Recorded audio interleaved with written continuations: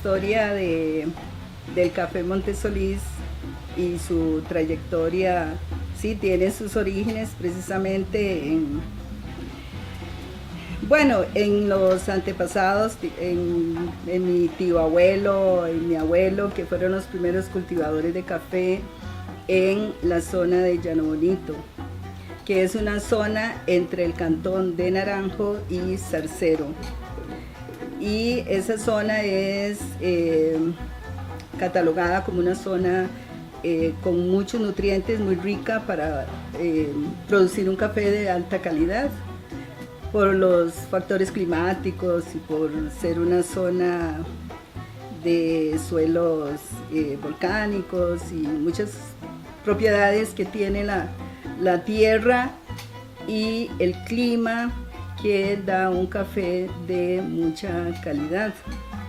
Y yo estaba muy pequeña, yo estaba en la escuela y yo soy una de las mayores, yo soy la segunda de 11 hermanos. Y entonces los que estábamos en ese momento, que hace muchísimos años, imagínense yo en la escuela, papá y mamá nos contagió de un entusiasmo porque habíamos adquirido una hectárea de café. Ya de nosotros cambiaba totalmente el concepto de lo que era ser propietario, porque papá siempre había sido peón y jornalero de ellos. Y eso,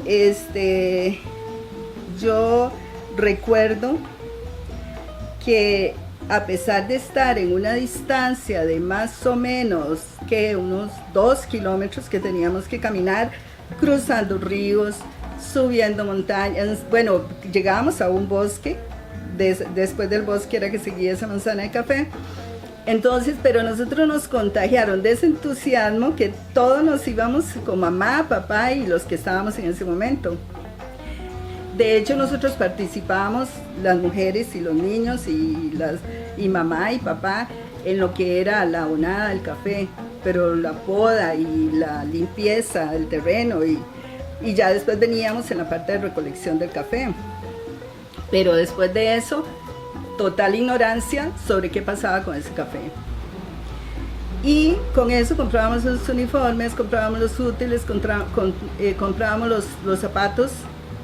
Y mamá siempre nos impulsó a estudiar, pero siempre ganándonos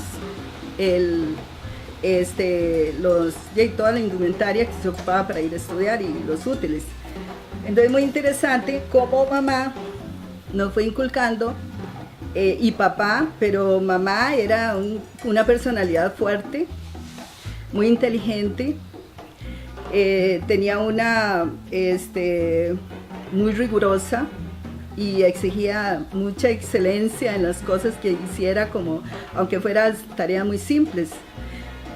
Y sí nos motivaba a trascender, creo yo, a esa parte dentro de un contexto campesino, rural. De pronto uno podría limitarse en una condición, digamos, muy confort, a decir, aquí me quedo y no voy a estudiar, porque el ir a estudiar pues era una exigencia más, caminar a donde se tomaba el bus, que eran, no sé, 1 kilómetro a pie, y después no había las facilidades que hay ahora, no había buses de estudiante, y bueno, todas las dificultades, y sin embargo, bueno, de hecho yo, que era una de las mayores, yo empecé el colegio con un rezago de 5 años, porque en el Zarcero no había colegio, el colegio más cercano era en Naranjo. Eso significaba un costo mayor para los pasajes y qué sé yo, entonces, como quien dice, no había, o sea, opté por no ir al colegio y papá tampoco era un poco conservador y creía que yo me tenía que quedar en la casa para ayudar a mamá, porque éramos muchos y había que ayudar a mamá.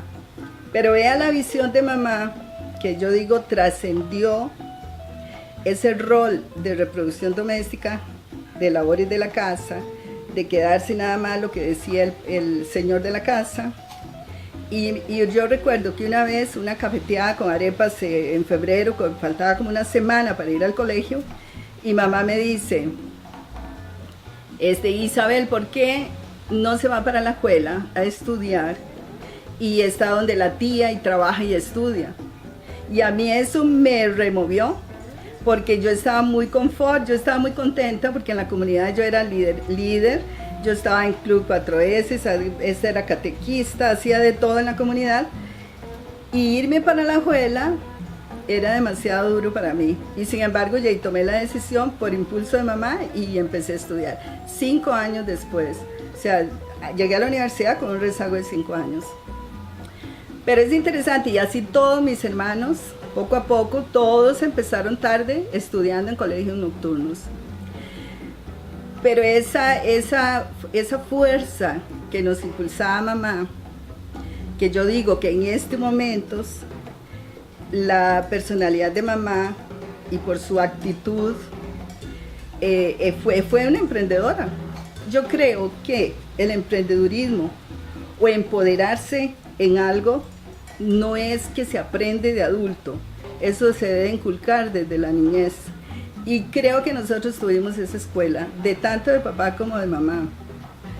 Era una señora muy inteligente como para revertir cosas negativas en positivo.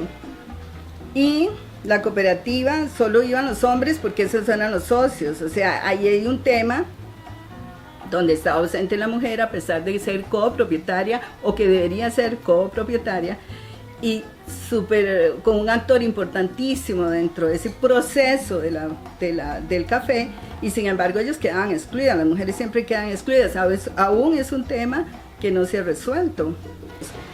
Entonces mamá, a pesar de que no recibía esa capacitación, la recibía indirectamente de parte de mi papá, porque él le comunicaba todo a mamá.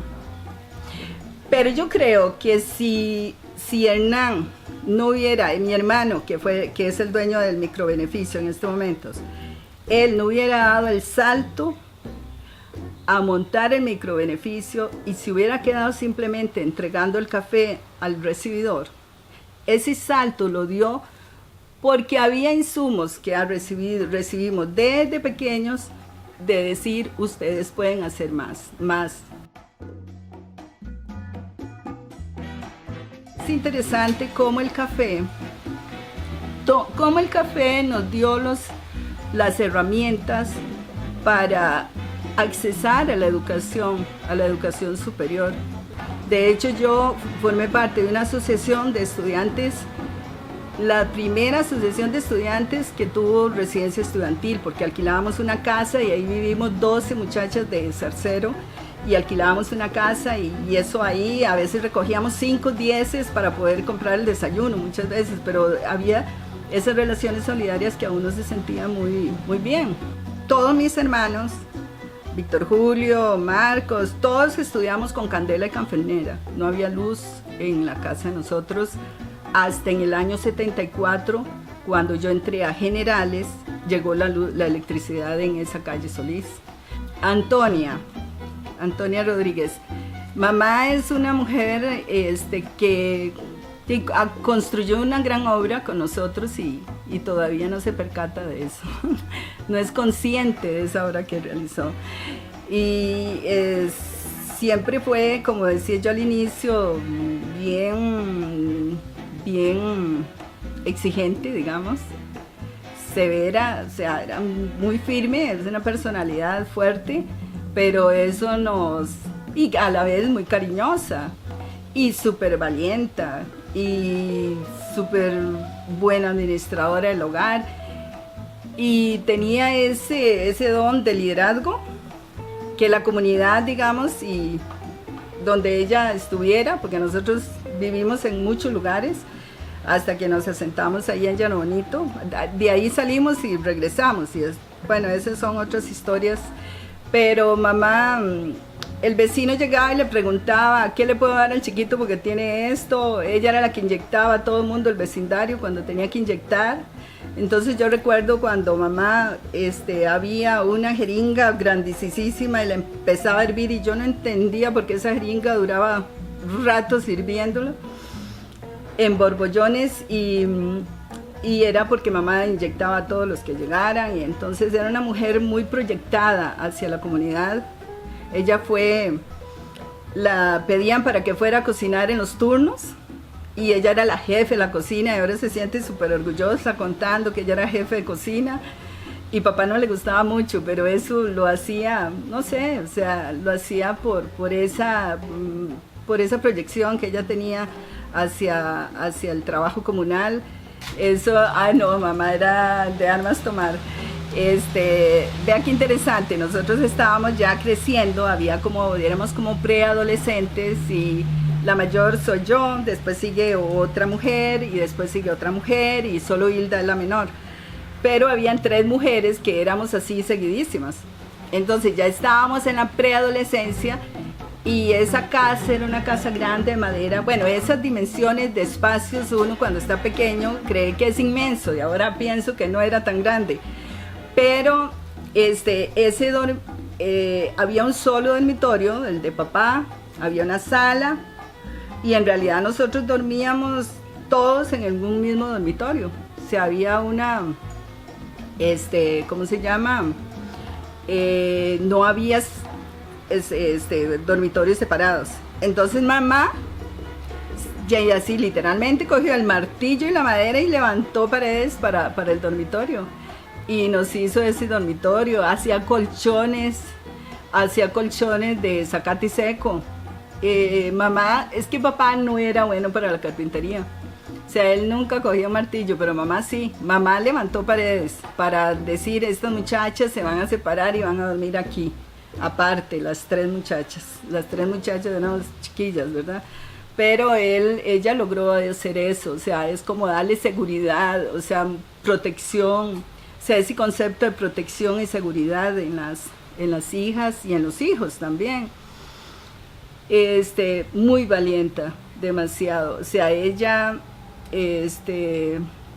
sigue siendo valiente porque ella son 91 años que tiene y es fracturada de cadera y todo, pero usted ve la actitud siempre positiva. Ella es muy balanceada emocionalmente y entonces eso, pues, no sé, eso ayuda un poco a que la familia sea muy funcional, digamos. Es muy lindo que cuando mamá cumplió 90 años, quisimos sacar una edición especial de café que se llama Antonia. Y también mi sobrina montó el cafetín en San Ramón, al frente de la Jorge Washington, que le quedó muy lindo. Y ese cafetín lleva el nombre de Antonia. O sea, está súper homenajeada y muy, muy merecido, definitivamente. Porque fue una mujer que marcó un hito importantísimo en la historia del café Montesolís. En esa una historia en cada taza. Es interesante el rol de la mujer tradicional al rol de la mujer emprendedora en estos momentos en el contexto del café. Porque yo veo a mi cuñada, por ejemplo Carmen, que es la esposa de Hernán, la dueña del microbeneficio, que Carmen ahora coge su carro, vaya y mide el café, recoge el café, le paga los peones, se va al beneficio, al microbeneficio y se pone las botas, literalmente se sube a la cajuela, va tirando café a la paila del agua para hacer el descascarado, digamos, sacarle la cáscara al café. Mientras que mi hermano está secando el café, porque es un proceso como lleva su técnica y es muy riguroso en los tiempos. Entonces, para que él no se disperse en ese proceso del secado al sol, entonces mi cuñada hace todo eso, pero es interesante que eso era impensable hacerlo en aquellos tiempos. O sea, uno se limitaba a tareas absolutamente tradicionales en el tema del café. Y lo otro es cómo se va impregnando la mujer en el tema del café, que se va generando una cultura de información, de formación, de aprender un poco más y trascender digo yo, el recoger el café y llevarlo al recibidor. Entonces, esa trascendencia es importantísima porque entonces no es solo el hombre, es la mujer que está metida en esos procesos que requieren una mayor información y también negociaciones, involucrarse en la parte técnica de lo que son las etapas del café. Y muy lindo esa presentar el café, la venta del café de una forma personalizada, porque yo digo que vender el café de Monte Solís en una forma personalizada, de pronto uno desearía que estuviera en las grandes cadenas, pero esa venta personalizada es interesante porque usted traslada un poquito, dosis de historia de esa trayectoria del café Monte Solís, y eso va formando cultura, y para mí eso tiene un valor incalculable, ¿no?